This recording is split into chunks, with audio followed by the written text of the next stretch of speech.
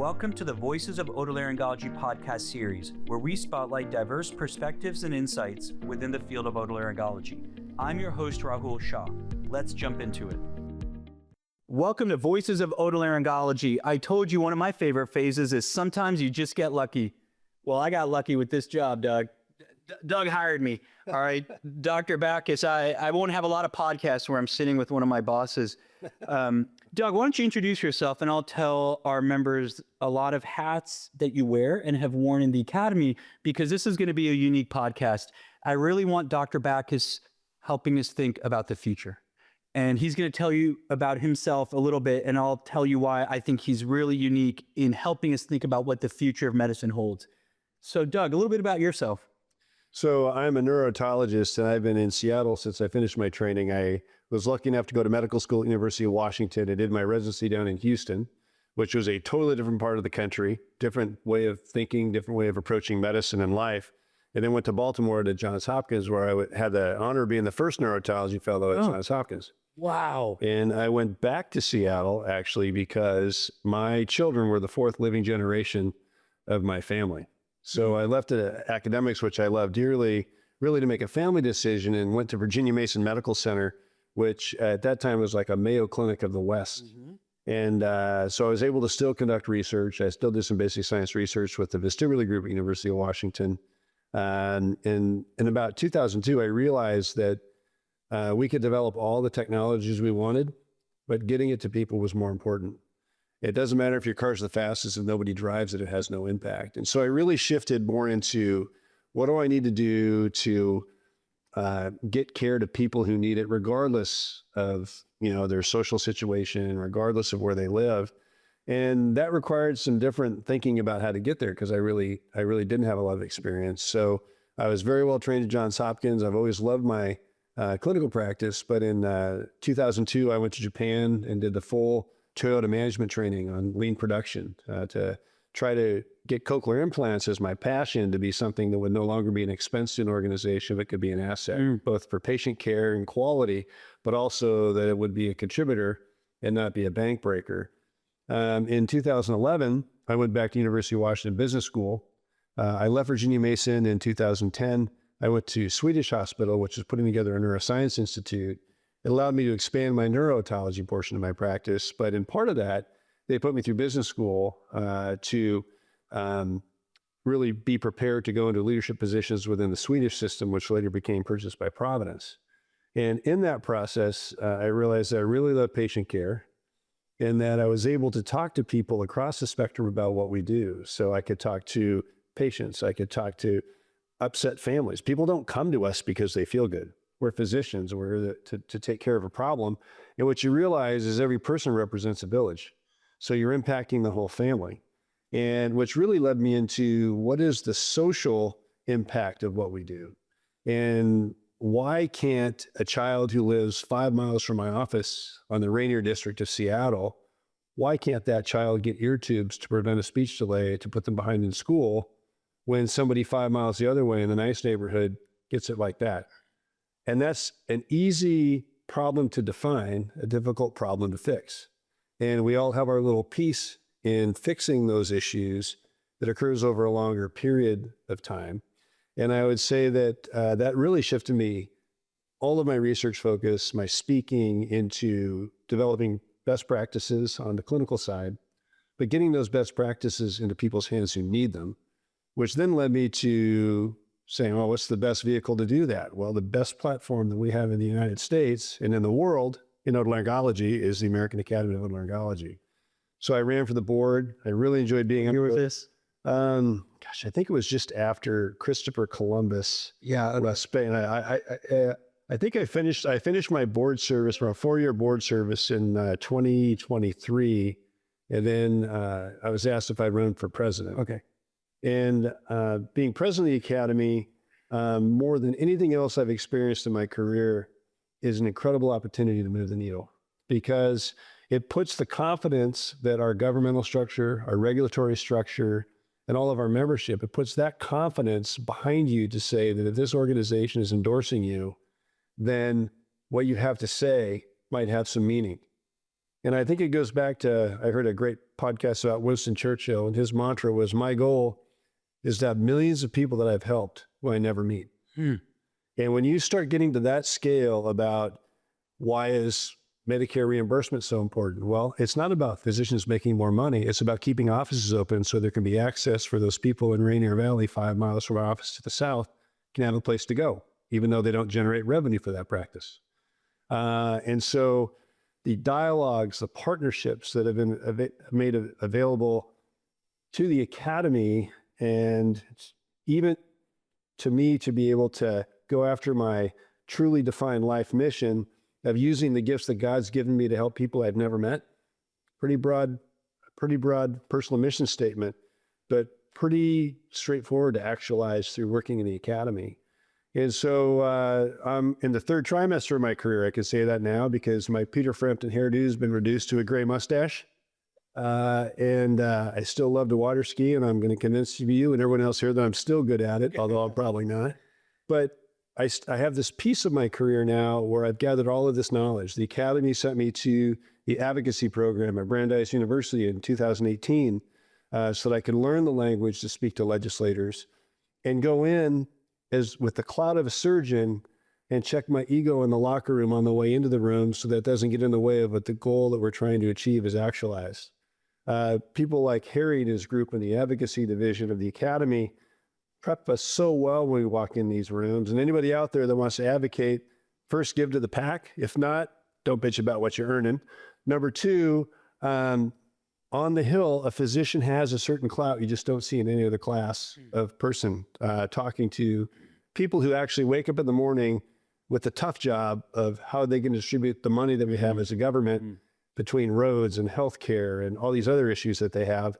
The more we can educate them on what we do and the more stories we tell to make it personal for their constituents, the better we can do. So you take those mechanisms in the academy with a personal mission statement like I had, and it comes down to the question my mom asked me before she died. She said, Dad, what are you most proud of? You know, and I'm sure she was thinking it was med school or something like that. And I said, I think the number of people I don't know is growing that I'm helping because of just some decisions I have made. And I think part of it is finding what a personal mission statement is and how many of us have really defined it. But number 2, what's the path to getting there where when you leave, it looks different than when you came. And so, first of all, I'm taking the credit because he's good and he's working for us. And I'd also like to thank Jim Donnelly, who was phenomenal for the academy. And I think you would agree was just couldn't have been any better for the transition. No, sir. So that's a long answer to a question. Yeah. So Doug has put together a terrific board of directors, and you can see why the academy is terrific with his leadership. This, I want you all members to understand, is how Doug and I communicate. So he'll call me when he's driving to work, which is perfect time for East Coast because you're West Coast, or when he's driving home and I've finished up my dinner. And usually I'll ask him a question. He'll go like that, and then he'll say, it was good chatting with you. So that was the discussion. Couple things. First, I want to acknowledge Dr. Donnelly, amazing prior CEO and EVP. And the further I get away from the transition, boy, I miss him. And he's wonderful. He helps us. He's helping all of us right now in a big advocacy issue. And I really respect him and the transition there. Doug, couple of things. And you glossed over it. You were in academics and then private. Can you explain that to our members? So I was a fellow at Johns Hopkins, and when I was there, the fellows actually were faculty members. You know, we took calls as faculty members. We functioned as faculty members. And when I was in my job search, I had 6 academic positions I was looking at in Virginia Mason. And I ended up choosing Virginia Mason more for family reasons. So I gave up a true long-term academic position, which I considered was my lifetime goal the whole time. But there was a nice balance at Virginia Mason with being able to do the things I wanted to do and still be able to be close to family. So it was great. I mean, Charlie Cummings and Mark Richardson were very good at sitting me down and saying, what's important to you? And Roger Lindeman on the Virginia Mason side, I'll never forget, send me one yellow piece of paper with on the right what you need, and I'll fill on the back if I can deliver. And so that was the best way to kind of start building on a career. And part of that was you need a coach because I need to know what your mission statement is. And it took me about 2 years to figure that out. Wow, that's phenomenal. I just keep thinking of so many great thoughts about about Doug. One more thing I'm going to bring up, because then I want to get to the meat and potatoes of this discussion once we've established credibility. And you're credible, but I want our members to know when I ask you these questions, you have a fantastic lens. You're faith-based and you served on other boards. Can you talk a little bit about that? Because I think it gives you a macro level perspective of society at large. Yeah, I've been on a couple of different boards. I'm on the board of a startup company right now, looking at a solution. Is that faith-based? That's not. I mean, a lot of faith. Yeah, that's like anything ventures. But if you can tell us, so startup, it's a med device or what? Yeah, so it's actually a device. It's a rehabilitation device to treat inflammation in thoroughbred horses. Wow. And it's a way. So if a horse runs a race, they can't train for 2 or 3 days, and we found a way to get their body temperature in the right place where they can train the next day with less injuries. Huh. And that's really great because that really leans over into the human space quite quickly. Yeah, so my wife has left knee inflammation. Do you want to tell her that it's a thoroughbred company or don't? We'll skip that for now. Don't let her run the Kentucky Derby. Yeah. Okay. I wouldn't. Yeah. But I think more on the faith-based side. So my wife and I we are strong Christians, and we went to Seattle Pacific University where we met in Seattle. And I was asked to serve on the board at SPU, and I was on the board for 9 years. And for 4 of those years, I was the board chair. Wow. And one of our children went to Seattle Pacific, so it was a very meaningful place for us. And dealing with the challenges of higher education, funding, student recruitment, and then a faith-based component to that, really, as I talked to Will Harrell today from North Carolina, he said, Doug, Baylor taught us how to not get kicked out of conversations. And I thought about that because of Dr. Alford, who's my mentor. And a lot of people go into conversations to stay in the conversation. It's another thing not to get kicked out, because you need to be able to not get kicked out means you're respecting the other side's opinion and you're trying to understand their perspective and not trying to convince them of something. And that then allows you to sit it on the table and say, okay, now we think we get it to the best we can. What's the best solution for whoever we're trying to serve? So for us, it was the student, right? In the academy, it's our members. And, to say that I spent a year as president, everybody agreed, would be a hallucination. To say that we had conversations where nobody got kicked out of, that was regularly happening. Yeah. People love this academy. They love our specialty. And we treat babies to seniors. We deal with pediatricians to neurosurgeons. And believe me, that's a spectrum. I love neurosurgeons and they're special people, but they think differently than a pediatrician. But we need to be able to relate to both. And I think if you look at the affability score, the Doug Backous affability score of medical specialties, we're in the top 2. Mm-hmm. What's the other one? Neurotology. So otolaryngology and neurotology. So, but no, I'm kidding. I would actually put a lot of the primary care people up there. Yeah, because they deal with it's about dealing with these complex, absolutely coordinated care. So hopefully that answers your question. But I think board service is really important. In all of my board jobs, I've been paid lucratively. Namely, I got to donate to all of them. But when you get into an organization and understand something of the breadth of the American Academy, it is not, when am I going to donate to the PAC? It's when can I donate to the PAC? It's not, do we want to fund, the Bobby Alford Endowment? Let's fund it next year because med students are going to get scholarships to come to the Academy and present their research. So, but I do think it also challenged me as a board chair in particular, and board chair at Seattle Pacific University, there were original Microsoft people on that board. There were corporate executives, and I had to corral them all around issues and get them to focus. And that taught me a lot. And the good thing about people in business is they'll give you feedback.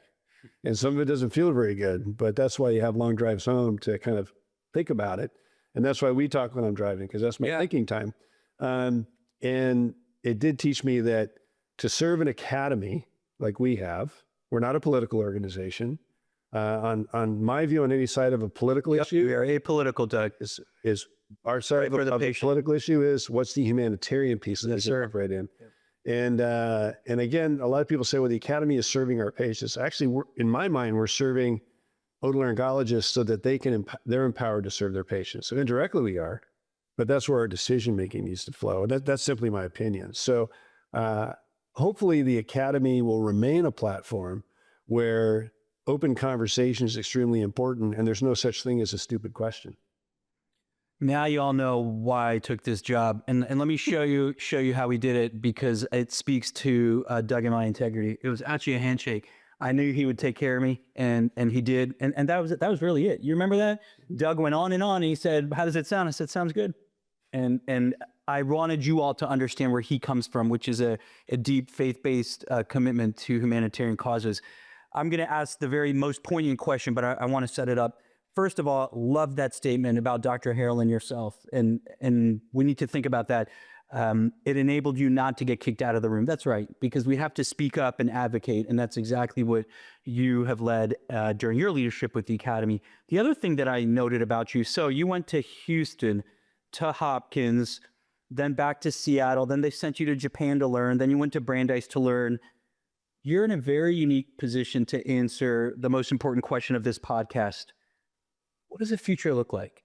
And I'm going to let you think about it just for a second.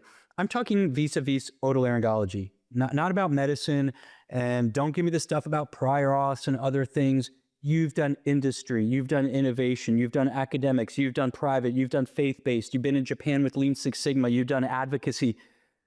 You were at the recent strategic planning retreat, were involved with the strat plan. You led the search for a CEO. Forget who you picked, who interviewed, but you must have been thinking, this is what the future looks like, because this is what we want to respond to. I'm just going to sit back and drink my tea. Why don't you run with that, Doug?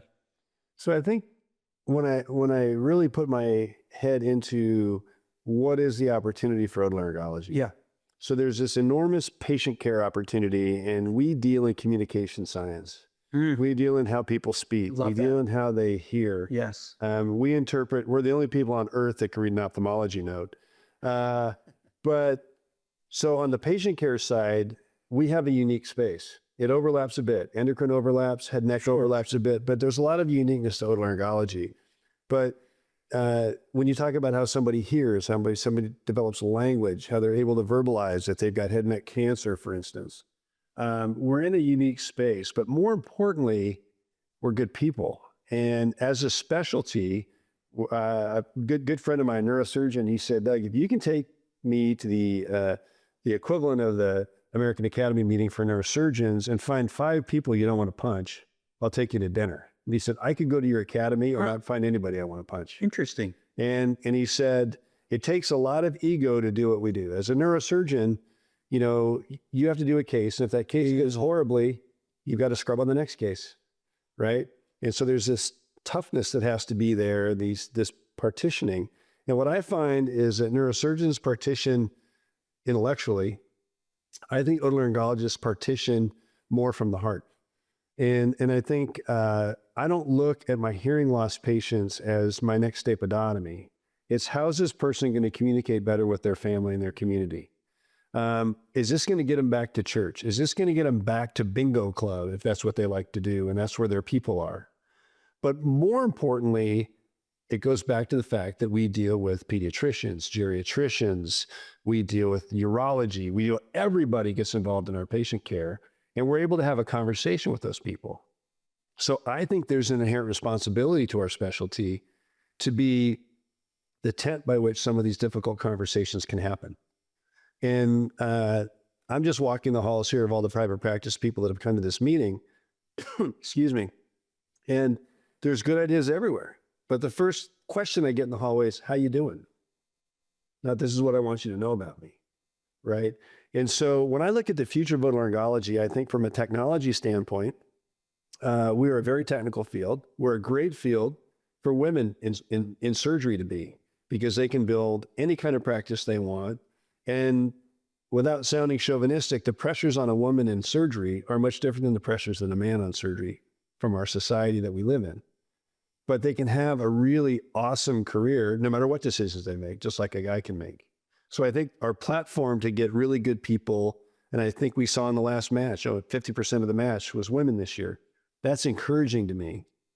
The next step is going to be that our otolaryngology community of physicians looks more like the populations we're treating, because there's a trust factor there that we need to expand on.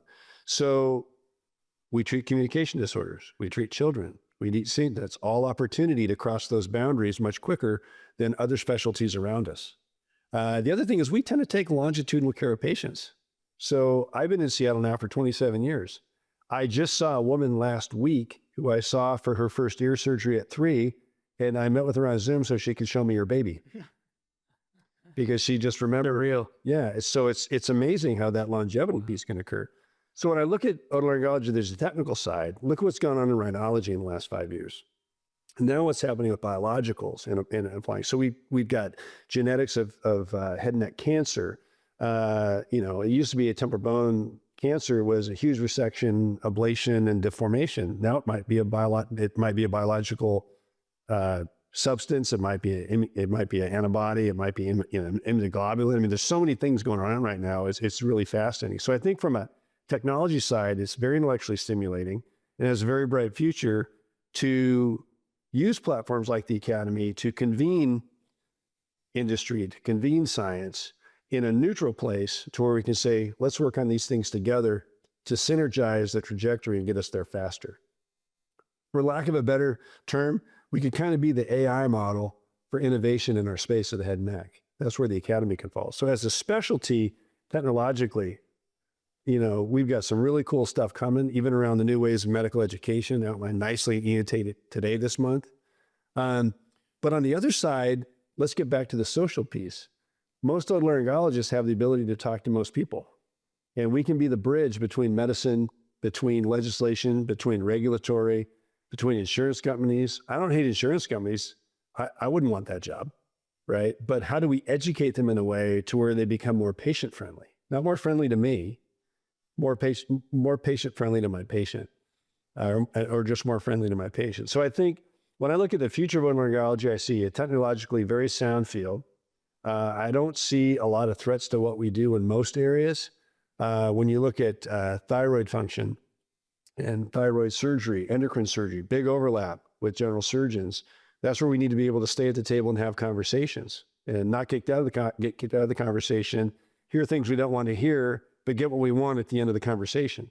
And so, I think, we do have to rally as a specialty to protect those areas that I would consider not unique to ENT. And by the way, that's so funny. I was raised to only say otolaryngology. None of my patients know what an otolaryngologist is. They sure know what an ENT doctor is. So I think, technologically, awesome. Socially, I think we have a huge opportunity. And I think we can have an impact on healthcare overall. Medicare accessibility, those things like pre-authorization that hopefully we'll be talking about as a past tense thing soon. But how do we help government understand what we do is important? And then are we going to fight expansion of providers, or are we going to train them in the head and neck so they know what they're doing? And we're going to be the ones responsible for the quality of care. How many of us actually have temporal bone courses or sinus courses where we invite APCs? Can you define APC in case people use different? PA, nurse practitioner, advanced provider. So a non-physician support for practice. And so it sounds kind of like, I don't want that person taking over my job. They're never going to be us. And then I think the last piece is, what's our contribution to developing meaningful AI opportunities in our specialty, but also that can impact healthcare overall? And how do we leverage something as important as Regent into that conversation around quality so that, we're just going to gold card all the otolaryngologists because they got the data, right? So I think there's these big opportunities looking forward, as well as we continue to be a place of preference for people coming out of medical school. And I think we've done a nice outreach, working all the way down to the high school level to get kids into the pipeline, convince them they can do it in the hopes that they'll choose us. I think we just have to continue to develop our specialty so it's an obvious place they want to go. We're going to never settle for anybody. We're picking from the litter, and I think we need to stay there. If I was trying to see if I nod my head certain ways, you would just keep going. This is true. Please have a drink there. Yeah. I'll give you a second. That was a terrific answer. I'm so impressed. I consider myself articulate, but you're 10x better. I don't even know how you did it. You actually did an outline if you didn't know it yourself. I really appreciated that.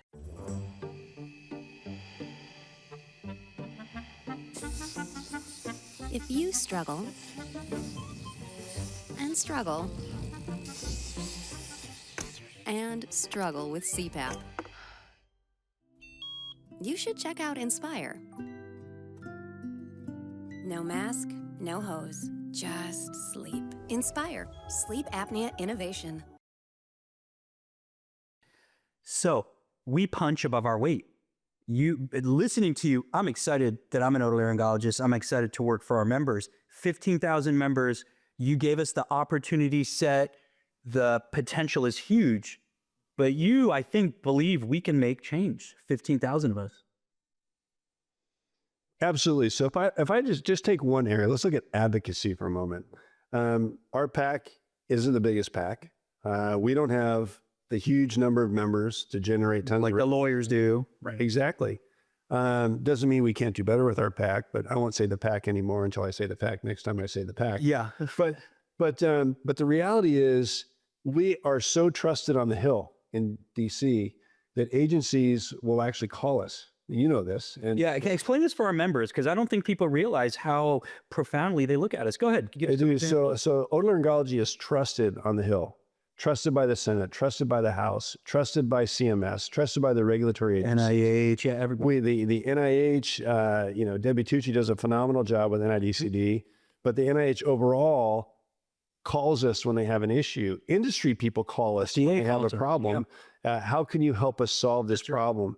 And the FDA, I mean, we have regular conversations with the FDA about what are you thinking? And it's about having a relationship. So you don't call them when the house is on fire or call them when you're in trouble.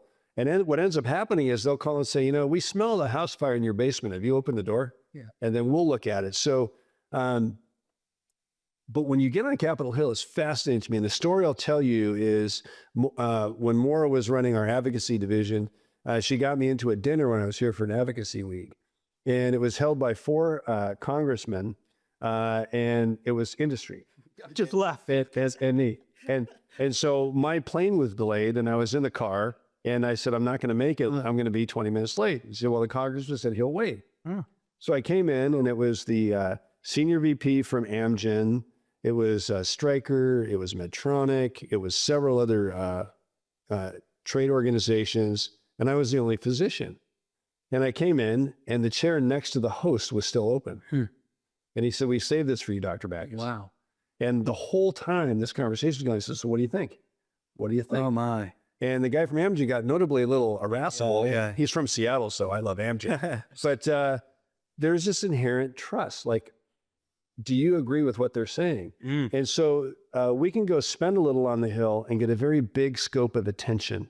And so I think $1 million is not worth as much as 5 physicians walking the Hill for a day. And now we need the money to get into some of these meetings because that's how politics work in the US. But for our spend, our influence on the Hill is quite significant. And the other thing that I think Rahul's been great at, Jim was great at, is how do we expand what influence we have and add it to what American College of Surgeons has, and American Academy of Ophthalmology, and you get these specialty unity summits together to where we go to the Hill together, and that is extremely valuable. So the trust that's been generated in the over 125-year existence of our academy is not unnoticed on the Hill at a very high level. And I've actually been to one congressman's office just once. He's texted me 3 times when he's heard something on the floor that he needed some advice about. And I had another congressman call me back and say, do you think I should get hearing aids? And I said, well, if you're asking me that, you need hearing aids. So you upsold the congressman. I upsold the congressman. Yeah. But it was very interesting. I asked him, I said, so, I said, this is kind of the end of my day. And I've learned a lot today in lobbying. You asked him. This is a different congressman. Yeah. And it was actually a congresswoman from Iowa, wonderful. She's an ophthalmologist. And I said, I'm just kind of exhausted, but I'm kind of excited. She goes, welcome to the Hill. That's what politics are all about. But I said, so should we be positioning how we look at issues as to how it benefits certain groups of people? And she said, we need to know the relevance, and stories are more important than statistics. You coming in here and telling me the story of the 32-year-old woman with a 4-centimeter acoustic neuroma, 8.5 months pregnant, and you had to coordinate all of these different neonatologists and a C-section, and then take out her tumor, and she sent you a Christmas card with her new twins on her lap that both survived and her face was moving, made me want to go back to work tomorrow and fight for her. But you need to understand it has to be relevant to spending money because that's what Congress does. So don't lose sight of the fact that we're all talking about resources. So you can't just come tell me a story, but you got to also make it relevant to why this is more important than us building a wind farm in Wisconsin or a highway in Los Angeles, because those are important too. And I think we do have the gift of humanity. We're taking care of people. But sometimes I even said to Congressman, well, you know, that other initiative might be as important, but ours is not unimportant. I just want to leave you with that. And like I was always told when I learned how to raise money, when you want advice, ask for money. When you want money, ask for advice. And if we really want to get our way with some of the people on the Hill, why don't we present them a problem, ask them how they think we should solve it, and then it's their idea and it gets done. And so there's a lot of tricks to that our advocacy division is so good at teaching you to do. And then you take that home to your state, you take it to your county medical society, and all of a sudden we got a grassroots movement through our BOG that's really effective. Yeah, this is just, I love listening to you, Doug. And I'm glad this is a podcast because I can rewind some of those pearls. No, I'm serious. They're really, really, really terrific. It's amazing what you do when you give me coffee. Yeah, keep drinking. So we're going to now be Debbie Downer. I'm going to turn it around. You led the search. You're on strategic planning. We see a big future for otolaryngology, working with the board, building on the great success of our prior David Nielsen, the late David Nielsen, Jim Denaney, working with the past presidents. We see a great future. What worries you about when you were looking for the structure of the academy, when you're doing the strategic planning? Let's think about a SWOT analysis, right? So what are the external threats for our specialty? So I think there are a couple, and again, I would put them on the care delivery side, and I would kind of put them on the social side. So on the care delivery side, scope of practice is always a big issue. Fair. And I think you take something as simple as a diagnosis of hearing loss, which to me is a medical diagnosis. Okay. And one of the things our academy is going to have to do is represent our patients, represent our patients through our members in how we support maintaining hearing loss as a medical diagnosis. And if there are opposing groups that aren't on the same page with us, we make it so compelling they have to join.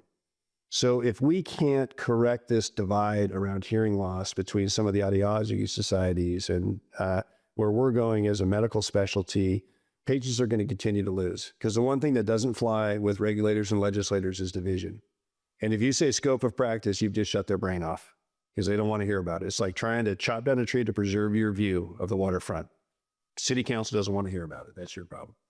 So I think we need to leverage every trigger we have to create unity through service. So I'm not going to convince an opposing faction that wants to expand their scope of practice not to do that to protect mine. But I can create such a compelling argument in the patient care we're delivering that they're going to want to join us. Mm-hmm. And so my fear is that we get too caught up in just trying to win, when what we really need to do is achieve. And we need to achieve for our patients. And so on the technical side, scope in regard to endocrine surgery, head and neck surgery, in my state, the state of Washington, nobody knew it, but the legislature passed a bill that says optometrists can do laser eye surgery. Yeah. Nobody was paying attention. OMFS. We can be chasing so much that we forget to keep a broader view. We can focus so much on Washington, D.C., we forget about our state tracker system. Yep. And we have to be that, our value is that full equation to our member. And that means as a member, you have a responsibility to call the academy when you hear something. And so everybody, in my mind, is on our informal board of directors. Mm-hmm. And then it goes to the board to try to prioritize it. Mm-hmm. I think the academy has taken a very solid position, as we talked earlier, about the fact that we are, if anything, politically a humanitarian organization. And we need to stay there. I don't want us to be deviated to putting our resources in arguments we don't belong in. And can't influence and can't change. Yeah, we can't create change. The way we can create change is by being a model of how to care for people at all, in all areas in our country. Good point. Care model redesign. Yeah, exactly. And I think, we have a big opportunity to disproportionately influence the generation of AI opportunities because we do have so much uniqueness in our field. And almost every diagnosis we have, you can get your arms around. You can get your arms around the whole financial model. It's not this open-ended thing. And I think there's other larger body issues like dementia that our communication sciences component can have a big impact on preventing or at least ameliorating some of the effects of those difficult diseases. Because, finish the sentence for members, how could we help with dementia? I think we need to really broaden our campaign about the impact of hearing loss on dementia. I think we all have responsibility as our own communities to talk to the PAs, the nurse practitioners, the primary care providers, the primary care physicians, which are two different things to me. A doctor is a doctor, a provider is somebody else in the parking lot that I work with. We can't lose our identity as surgeons and become providers and hold the same influence that we can, at least as we advocate and we advocate for our patients. There's something about being a doctor that generates a social trust that comes with a diploma, and we need to protect that trust, but we need to leverage it on behalf of our patients. And as an academy, we need to create a platform so that our members can just raise their hand and say, look, I want to do this. I don't know how. Can you show me how to do that? And the answer is yes, we can. So looking down the road, I mean, we could look at American healthcare, and I can tell you when I went to medical school and graduated in 1989, the world was going to fall down because there was going to be primary care taking over the whole entrance chain. And well, kind of happened, but not really. Hospitals now are getting so big. They've gone through COVID. They're learning their lessons. The only thing that's going to save hospitals is physicians taking good care of patients in those hospitals. So we have a responsibility of the infrastructure of our health system. And as otolaryngologists, again, we talk to everybody, we interact with everybody, we collaborate in the operating room with all these different specialists. We have an impact in our own communities and nationally. And we're good people. So we look at the threats that are out there. We have clinical, we have social. We talked about taking care of the patient. If we're not there to provide access and don't present that compelling societal value, others will. Right, exactly. And so let's go back to hearing loss. Hearing loss awareness took a huge boost when Apple started coming out with their basically their ear pods as over-the-counter hearing aids. Yeah. How do we bring Apple in the conversation on a common goal to get more people aware of their hearing loss and the options for their hearing loss? And I would argue if Apple sold 1 million more AirPods this month, then probably 30,000 more people would get a hearing aid, and 1,030,000 people hear better, right? So part of this is having the ability to take a step back and say, are we really fighting these people, or should we be working together on a common goal and not resenting people for whatever outcome they're driving? And that's a whole nother conversation to have on another day. So kind of an abstract answer to your question, but I think we do have the platform. And again, I go back to Regent. We can actually show people data. We can do analytics on some of this data. We can plug our data into big data operations and maybe do some regenerative AI specific to otolaryngology that can then be, modeled and sent out to other specialties. So, but again, the other threat is we got so much opportunity, we capitalize on nothing. Strategic plan, discipline, focus, or nothing happens. And so those are our risks. Really, really appreciate that. We're coming on time. If I use the word high-low buffalo, do you know what that is? No. Okay, you've not met my family. That's a East Coast thing. So sometimes around the dinner table on vacations, the kids will say, let's do high-low buffalo. The high of the day, the low of the day, and the buffalo, which is the little unusual thing that happened. So you ready for this? High-low buffalo being president. So I'll let you, what was the highlight? What was the low light? And what was the little, that's an interesting thing. So the highlight was, it's kind of a funny story, but my whole family came to Nashville when I was put in, and they had a reader board in front of us with the scripts that we'd agreed on to read. Yeah. And right when Dr. Rumchek turned and declared me president and handed me my pin, the reader board went out. And I looked up, and all I could see in that huge exhibit hall in Nashville was my daughter. And I looked right at her. And Because of the lights, you mean, the bright light? I don't know. She was right there. Wait, what did you say? And I looked out the crowd and I said, I look forward to working together with you all this year to change the world. My daughter fell out of her chair, and I was serious, but I don't know where it came from. And afterwards she said, that was your Miss Congeniality. Sandra Bullock moon. Yeah, it's like world peace. So the high was walking out of that day thinking that our academy membership trusted me enough to let me be president. Yeah. That was the high. It was like, if that isn't credibility, there doesn't exist. But Doug, you carried that burden. You did a search. You traveled back to headquarters. I mean, you put a lot of miles. You worked really hard. That was fun. So that was your high. The low? What was the low? When times got tough, when you're like, how am I going to make it? Balancing work life, balancing senator phone calls, personal, the commute, the time, because you're East Coast. I don't know. You can skip that one too if it's confidential. No, it's not confidential. I would say so. In the middle of being president of the academy, I moved my practice. Yeah, Physically moved my practice. And, you just thought that perfect timing? I mean, it was perfect timing to be completely blown out of my mind.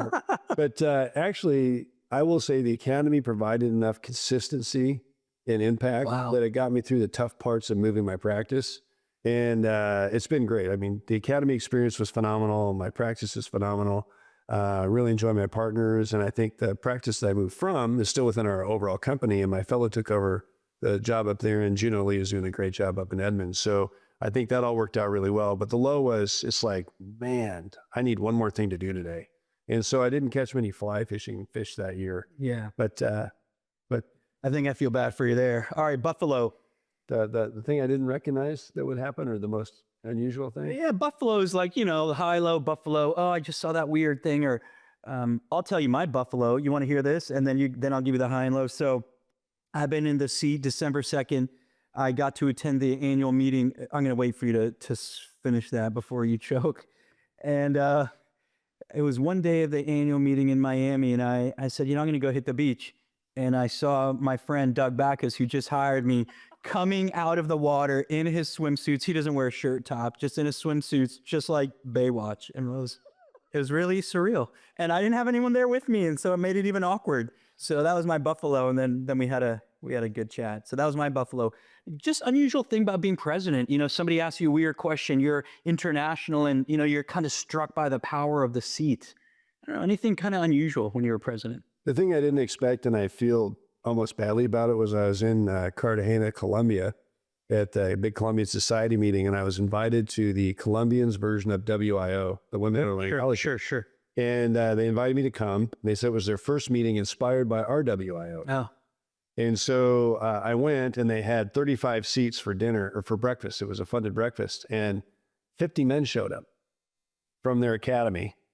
So the women would know they completely supported their organization.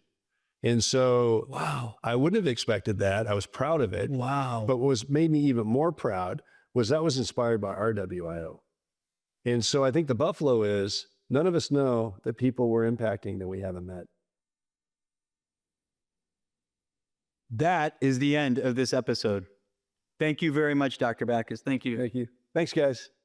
We hope today's episode sparked some fresh ideas. If it resonated with you, please subscribe and share it with friends. Have thoughts or suggestions? Use the feedback form in the show notes. We'd love to hear from you. And don't forget to follow us on social media for highlights, behind-the-scenes content, and updates. Thanks for listening. See you next time.